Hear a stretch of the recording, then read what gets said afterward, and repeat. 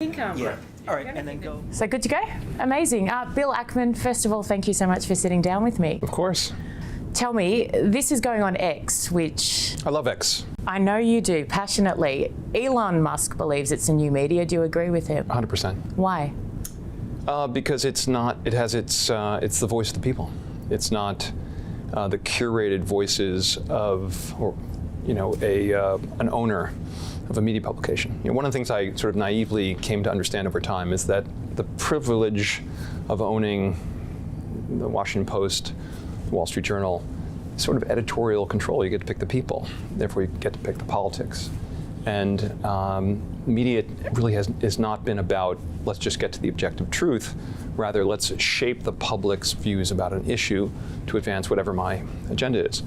And while there are certainly people on Twitter doing precisely the same thing, it's an open kind of playing field. And so you can curate your own voices and I think get to a better appreciation of the truth as a result. I guess in old school media, when you write an editorial, people at home reading it can't give you immediate feedback to it, can they? Whereas on X, people can tell you straight away if they agree or disagree or fact check you. Yeah, I find that very helpful. Notes, actually, yeah. Very often I'll put out a post and I'll say, what are your thoughts, or tell me how I'm wrong. And I find that very helpful. Do you find that difficult, people telling you that you're wrong still, or have you always been that way? Have you gotten better at it? I actually, the culture of my company is precisely that. The way you advance at Pershing Square is to prove me wrong. It's a culture of extreme candor. So you're not intimidated or insecure about people being in a room that potentially is smarter than you, more competent? It's all good. That's how I learn. Why do you care so much about the world? So, one, I live in it. Okay. It's a good reason. I've got 4 daughters, family, friends, and then of course I care about humanity. I'm human. And then I think part of it is also I think of myself as one of the most fortunate people in the world on almost every measure of good fortune, and I think with good fortune comes responsibility, obligation, to help. If you could do one thing, guaranteed, pull it off, no doubt, what would you do right now for humanity? Get to a place where the way we resolve disputes is not by killing a bunch of people. How? How do we get there? Yeah. It's all about incentives. You make the consequences for killing other people sufficiently severe that the next oligarch or dictator decides the costs outweigh the benefits. You look at national security, and deterrents are one of the most powerful tools that any government has, and a business would be exactly the same. I look at Donald Trump, and he's coming in and he himself is a deterrent, a human form of a deterrent. Why did you switch into Camp Trump, and do you understand the impact of that? Because a lot of people have said that you gave them permission to then do the same. Mm-hmm. So my history here is, if you look at my political giving history, it's been largely to Democrats. That wasn't I've always been a centrist. It sort of happened by accident. I'm in New York, XYZ politician comes to visit, I'm happy to hear what they have to say. And if I meet people I like, I've supported them over time. I've not been a major donor. I never loved the idea of money in politics, so I've been a pretty small participant. But I actually voted for Trump in 2016. And then I felt the country got just way too divisive. It was a bit of a, not the ideal experience. And I think part of that was Trump as an experienced leader. Part of that was he came under attack, before he even took the oath of office. I think it made it very difficult for him to succeed. He was kind of unprepared for office. He didn't expect to win, et cetera. And I thought, okay, Biden presented as a one-term moderate candidate. Maybe it would settle the country. It was closer to the center, I thought. And so I supported Biden. And then I thought the Biden administration was basically a complete and total disaster, and everything from, of course, national security, the way he managed the, pre the Ukraine war, his rhetoric around Putin and the invasion, I think actually was a catalyst for the invasion. I thought, while he was supportive of Israel, he was, the evidence has come out. In fact, Antony Blinken has said that the reason why they had trouble with the hostage negotiations is because Hamas read the United States being wavering, and ultimately that led to people being kept hostage and otherwise. So I thought that was, I think foreign policy was entirely mismanaged. The border was disastrously mismanaged. I felt the progressive left had taken over the party. I think issues of everything from gender identity and teaching fluidity of gender to kids in school, these kinds of things, I thought were just sort of off the reservation and disaster for the country. So I was open to an alternative candidate. And what I tried to accomplish was try to advance some other potential sort of options. Trump sort of cleared the field on the Republican side, and the Democratic Party cleared the field on the Biden side.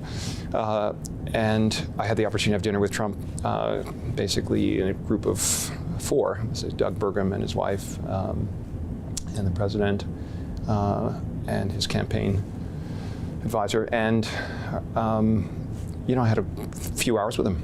Yeah. Got a sense of his humanity in a way. And I just thought the policies, and I thought he would just be a much better president. And I thought the world needed what the world responded to, the chaos in the world came from the lack of strong leadership in the United States. And I thought he'd be a strong leader. I thought he'd be much better the second time around. I thought he would surround himself, recruit a better team. And that's precisely what I think has happened. And so I'm super enthusiastic about him. And also the other thing that happened to me was really getting back to your question about media. I thought, certain things about Trump that had been basically indoctrinated into me by the media that were false. The most famous example, of course, is there were good people on both sides, that he was supporting, the Nazis or the white nationalists. And you had people, and I'm not talking about the neo-Nazis and the white nationalists, because they should be condemned totally. When I actually got to watch the entire segment as opposed to the excerpt on Twitter, that was kind of this major wake-up call for me about him and various issues that had come up and the hoaxes, the Trump-related hoaxes. So, was there a moment during that dinner where you went, yep, like were you in your mind, were you sold prior to going to that dinner, or was there a moment during that dinner where you went, he's the one? I made the decision to support him after that dinner, and I had been planning to write a pretty extensive here's why, because I wanted to explain my point of view, and I also wanted to advocate for my case.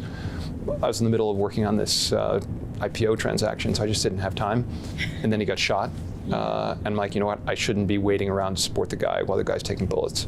So I'm going to support him. And actually, if you read that post, I said, I forgot exactly the way I wrote it. I intend to support him, and I'll get into more detail later. I eventually wrote my 33 reasons, kind of post. Did you pay a heavy price for that in terms of relationships that you had pre-existing? Look, I think if someone decides they don't want to associate with you or be your friend because you choose one political candidate for president or another, I'm not sure they're a really good friend. So it's a bit of a sorting thing. I don't have a lot of regret about any quote-unquote friends that I've lost over time if I've lost them because something I believe strongly in has sufficiently turned them off that they don't want to associate with me. My friends span the entire array of politics from far left to far right and deeply in the center, and I respect people's points of view. What was the biggest surprise about Donald Trump? You mentioned, obviously, media reporting on him has just been utterly ridiculous, but what did you go, wow?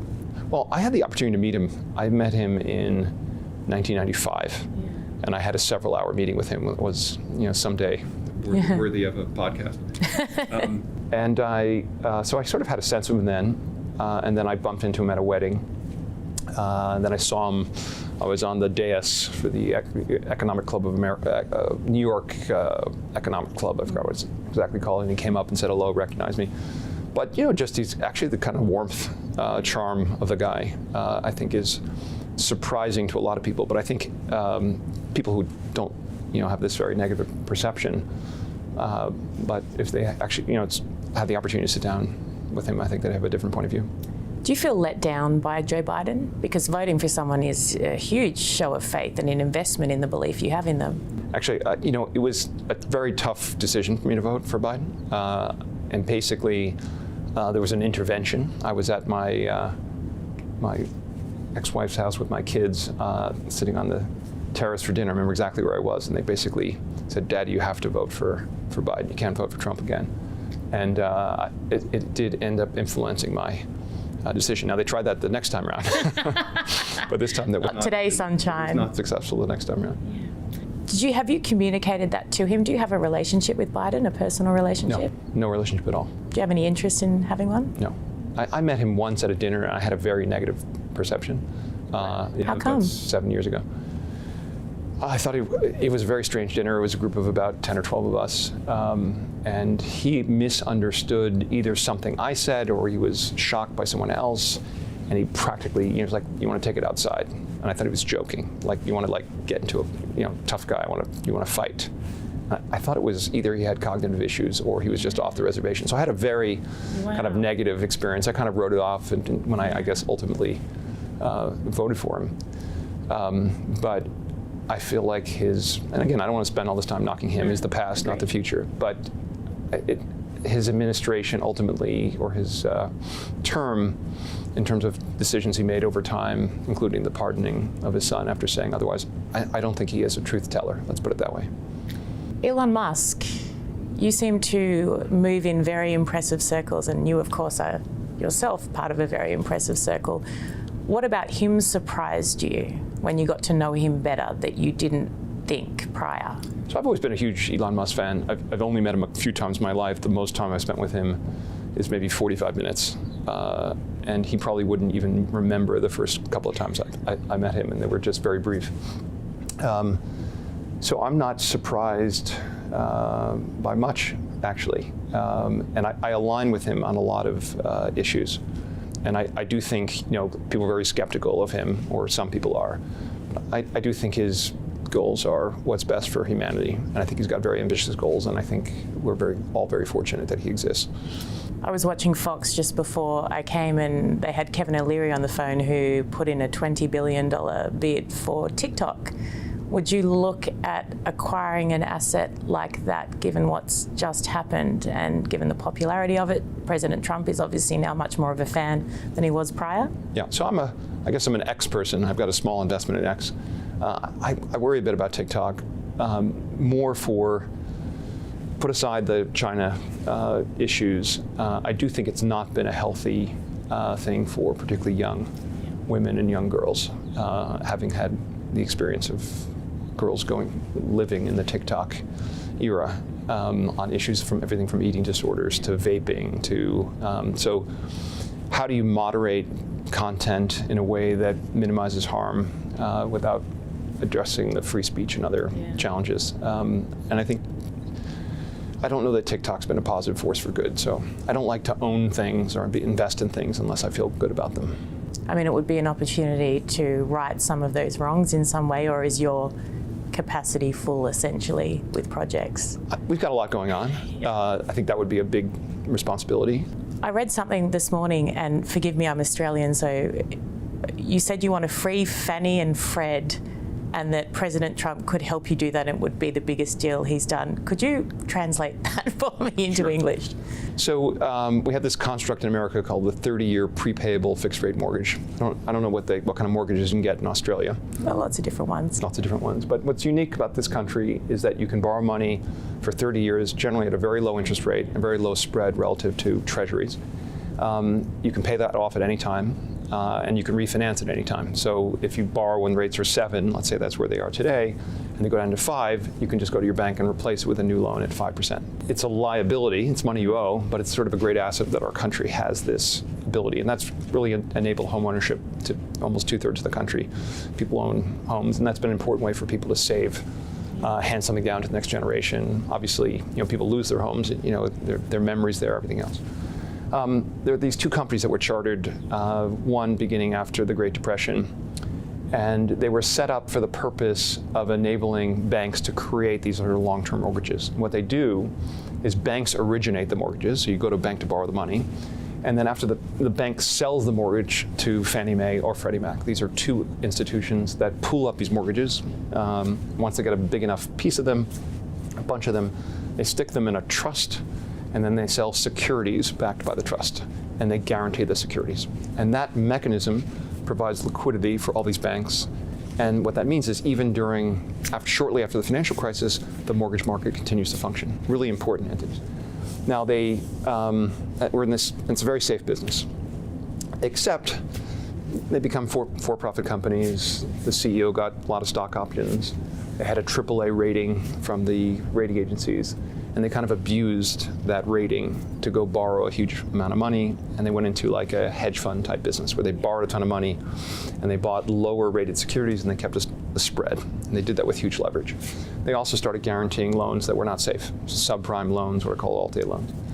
And the combination of those things and a relatively thin amount of capital caused them to become insolvent, and the government had to take them over. Right. So the government took them over in, I think, September 2008.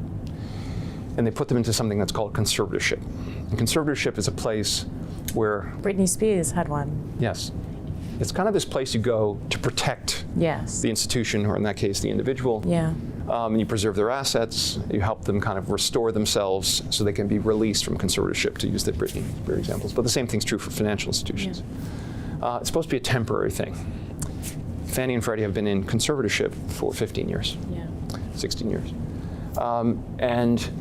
During the first Trump administration, Trump was putting them on a path to be released. His Treasury Secretary, Steve Mnuchin, took a number of steps in that direction, but they ran out of time. Biden did nothing. Now Trump's coming back. And the opportunity is to release them from conservatorship, and the question is how to do that in a way that preserves this low-cost mortgage, doesn't cause the interest rates to rise, that where they're now safe and the problems in the past never happen again.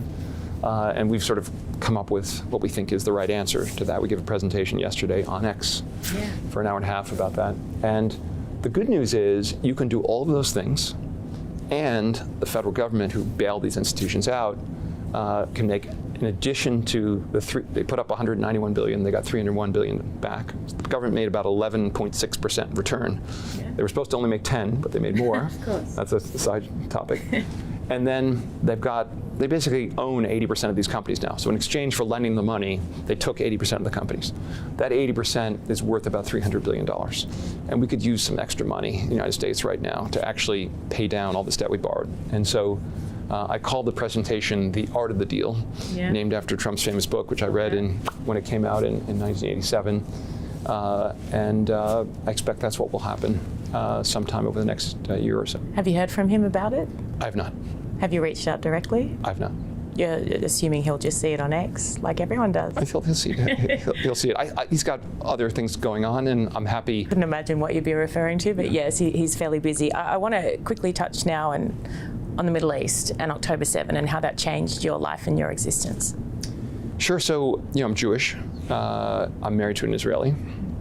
I've always been supportive of Israel. I've been supportive of Jewish people. But if you were to look at I've been a pretty philanthropic person. If you were to kind of look at the philanthropic grants that I've made over the course of my life, 90+% have been non-Israel, non-Jewish related. And the reason for that is that we allocate philanthropic resources to people or institutions or things that we think need help. And I've kind of had this sort of view that Jews have made enormous progress, Israel as a country has made enormous progress, and therefore didn't need much in the way of sort of help, and issues around anti-Semitism had really largely faded. October 7th happens, which of course is a pretty significant moment for the world, and obviously if you're Jewish. And it was really October 8th. It was the day after. It was the response of 34 Harvard student organizations put out statements basically saying Israel is solely responsible for the acts of Hamas. And what was it's obviously stunning, to say the least, that kind of statement, but there are actually still Hamas terrorists on Israeli soil, which the IDF is doing their best to. They're still killing people while people were supporting them. And this to me was pretty shocking, and I didn't understand where this was coming from. And that sort of began a little bit of a journey where I went up to campus, met with faculty, met with students, broadly met with Jewish students in particular, and started learning about what the ideological origins of where this sort of came from. And that has been pretty interesting, and I realized that this wasn't just an anti-Zionist, anti-Semitic problem, it was really an anti-American problem. Absolutely. I think, particularly in that space, would you agree that it never ends with the Jewish people? This is a war on everything we value in the West in terms of our freedom, democracy, 100%. Love, hope, decency. So how can you, in your mind, and I struggle to do this immensely, come to terms with the fact that people who purport to be passionate about human rights, are activists, are feminists, march in our streets waving their flags? Can you make that make sense? I don't think it makes sense in any way on any kind of concept of fairness or humanity or right and wrong. I think you can explain where it comes from. And among the things I'm spending time on, the issues in elite education don't stop there. The issues are in high schools. The issues are in elementary schools. And this sort of ideology or worldview that there are oppressors and oppressed is something that has pervaded government, corporations, and really educational institutions at large. And it's a very dangerous ideology. It's kind of a new version of a Marxist ideology. And I think Jewish people, Israel, are perceived in many cases accurately as very successful. Not every Jewish person is affluent. There are plenty of. I know a couple of poor ones. There are plenty of poor ones. Yeah. But I think the people generally have. The Jewish people have outperformed on a relative basis, and so they become a pretty good target. And in the context of a world with 7+ billion people, there are 15 million Jews, 0.2% of the global population. It's sort of I called it in one of my first letters, the canary. Jews are the canary in the coal mine. It's sort of an early indicator of problems with society. It's really easy to attack a group where 99.8% of the rest of the world is not from that group. But it sort of expands from there. But Israeli values are largely American values. Free speech, democracy, capitalism. These kind of principles and are American principles. The world has failed Israel, I believe, immensely since October 7. The world has failed Jewish people, particularly leadership of the world. And I don't think we would be here. Well, we certainly wouldn't if leaders had come down strong and tough on the actual perpetrators of October 7, put immense pressure on Hamas, Iran, etc., all those around them. We would never have lost as many lives as we've lost now.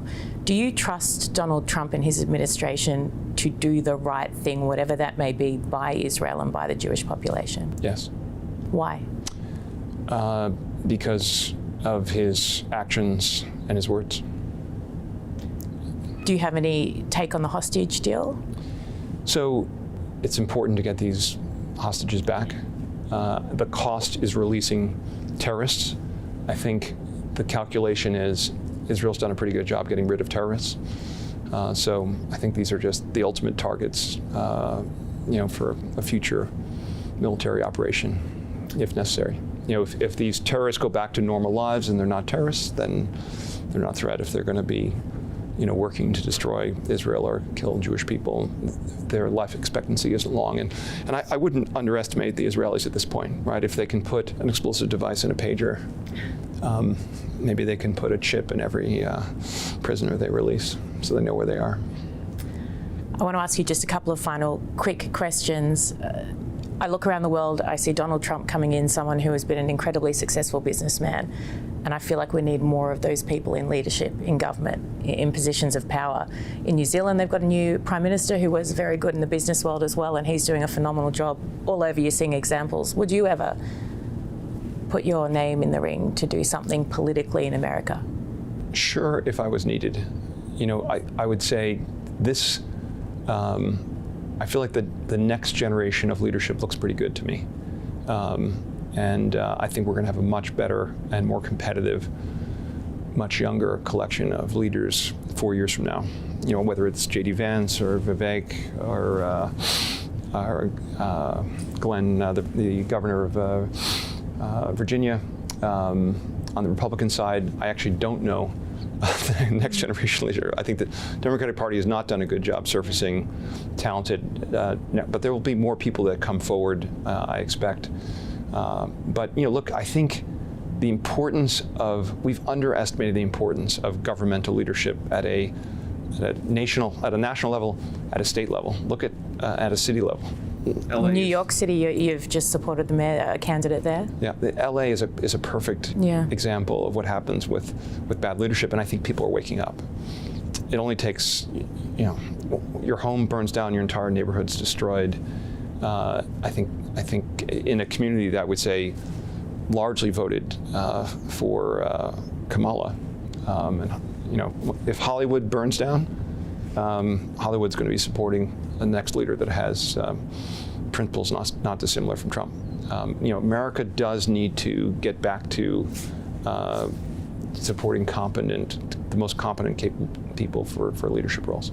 You've done almost everything that anyone would ever dream of being able to do in a professional capacity. You've got 4 beautiful daughters.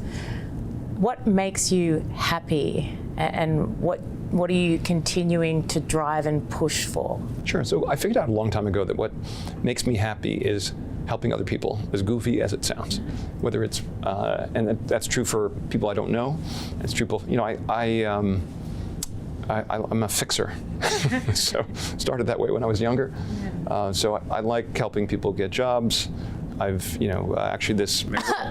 Sorry, jobs. I don't know much about finance, but the mayoral candidate Whitney Tilson, who's running for mayor of New York, I introduced him to his wife. So I've done a bunch of those. So you're a matchmaker as well. Matchmaker. Wow. And again, I go back to being a very fortunate person. I have resources, influence, et cetera, and I can use it in ways that I think are pro-societal, help other people, and ultimately, I think. A good friend once said to me that the way you should organize your life is pretend you're dead. Your best friend gets up at your funeral. What do you want him to say? And then work backwards from that. And so that I think ultimately I want to have a significant life. Significant life comes from helping a largest number of people, not just obviously family, close friends. You have to take care of those people, but kind of a broader. The broader the group, the bigger the impact, the more significant the life. Not to get morbid, but what would the opening line be of your best friend at your funeral? It would probably be a joke. Is he funny or are you? What's that? Is he funny or are you funny? He would be funny, I would be dead. Yeah. Brilliant. Thank you so much. That was incredible.